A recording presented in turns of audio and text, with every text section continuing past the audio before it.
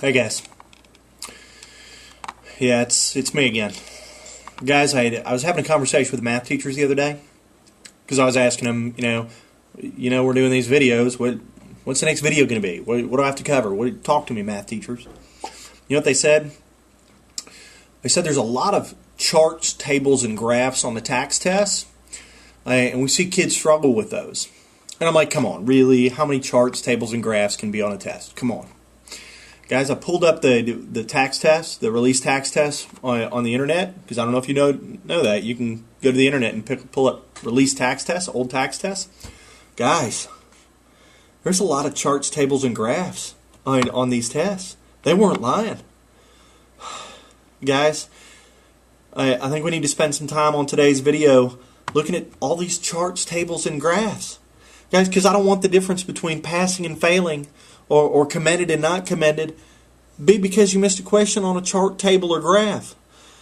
So guys, we're going to spend that's what today's video is going to be about, okay? Alright guys, come on, practice with me. Let's go.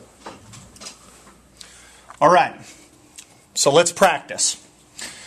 Guys, I pulled this graph straight from one of the release tax tests, okay? So this was actually on a tax test. The first thing that I want you to notice is there are no questions here. Guys, when you get to a chart or graph or a table on a tax test, don't even look at the questions. You need to get to know your graph first. You need to become friends with your graph. We want to love the graph. So, step number one is make friends with the graph. Let's get to know it. Let's see what it's telling us. So let's take a closer look.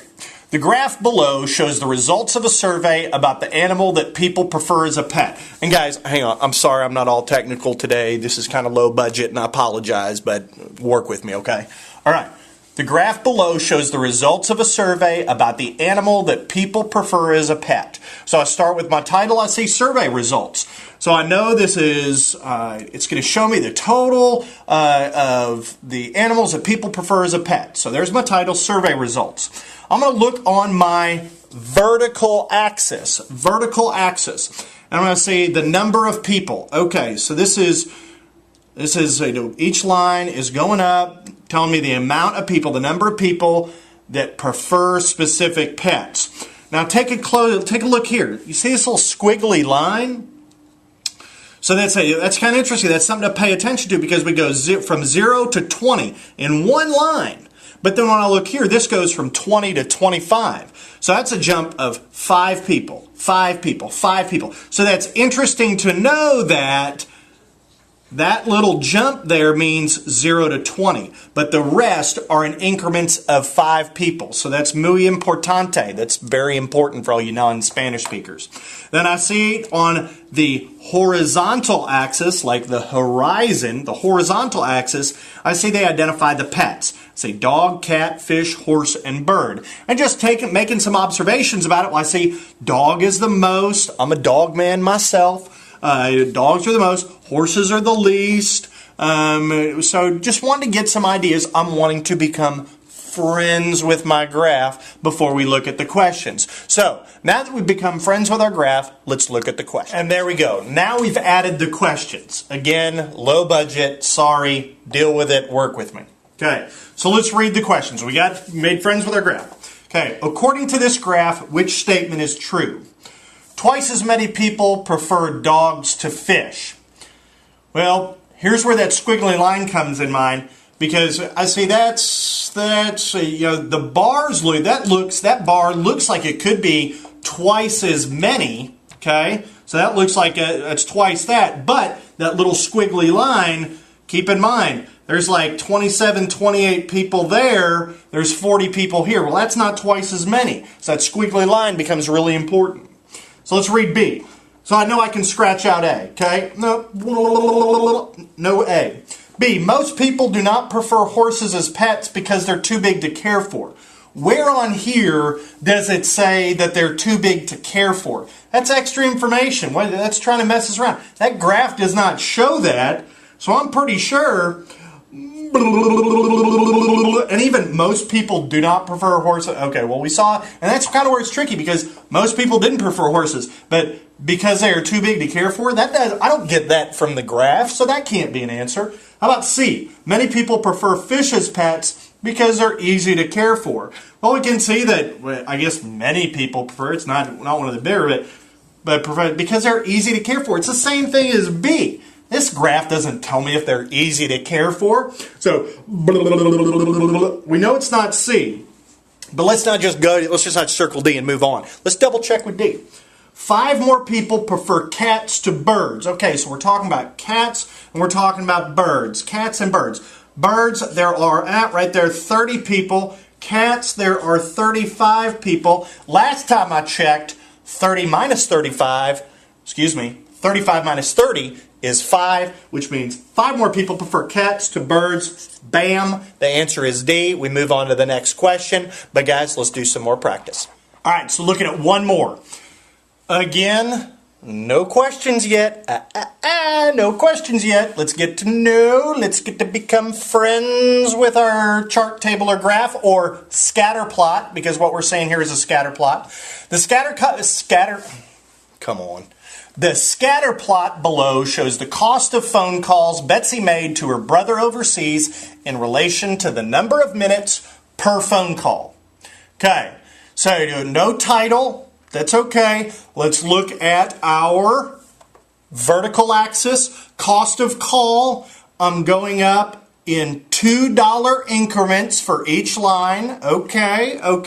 Let's check out our horizontal axis. Number of minutes going up in increments of 10 minutes per line. Okay, making some observations. As the number of minutes goes up, so does the cost of the call. So now I'm seeing that scatter plot go up. So cost of minutes goes up, cost goes up. Okay. I've made friends with my scatter plot. I think it's time to look at the questions. So let's check out the questions. All right, and now the questions magically appear. So let's check them out. Based on the information in the scatter plot, which statement is a valid conclusion? Okay, so I'm looking for a valid conclusion based on the scatter plot. It's a fun word to say, scatter plot. All right, A, as Betsy made more phone calls, the cost of the phone calls increase. Well, as Betsy made more phone calls, nowhere on here is the number of phone calls. It gives us the number of minutes, but nowhere on here is it the number of phone calls. So because more phone calls, it's not even in there. So do it with me. Can't be that answer. What about B? As Betsy made fewer phone calls, now hang on, there it is again. The cost of the phone calls decreased. Well, we see call, but made fewer phone calls. There's nothing on here about the number of calls she made. That's easy. All right, C. As Betsy decreased the number of minutes on the phone, okay, number of minutes on the phone, that's there. The number of phone calls decreased. What is their obsession with the number of phone calls? The number of phone calls. Again, it's not even on here. That can't be the answer. But are we going to just circle D and move on? No, we're going to check out D too. As Betsy increased the number of minutes on the phone. Okay, so increase the number of minutes on the phone.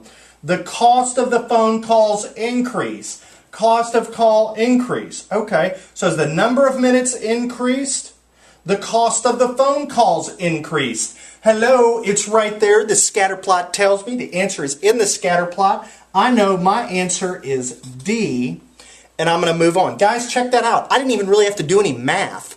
It's a math question, but I didn't even have to do any math. There's absolutely no reason why anybody should get this answer wrong if you take the time to become friends with the scatter plot. Become friends with the graph, the chart, the table, the scatter plot, whatever it is on there. Take time to become the friends, because then you're going to be better equipped to answer the questions. Guys, that's all we got today, okay? Nobody better miss any answer on the tax test that has to do with a chart, table, graph, scatter plot, or whatever, because you're going to take the time to become friends with it so you can adequately answer the question. Guys, it's a great day to be a Bronco at Barber Bush Middle School, where effort produces achievement. I appreciate your time. Have a great day.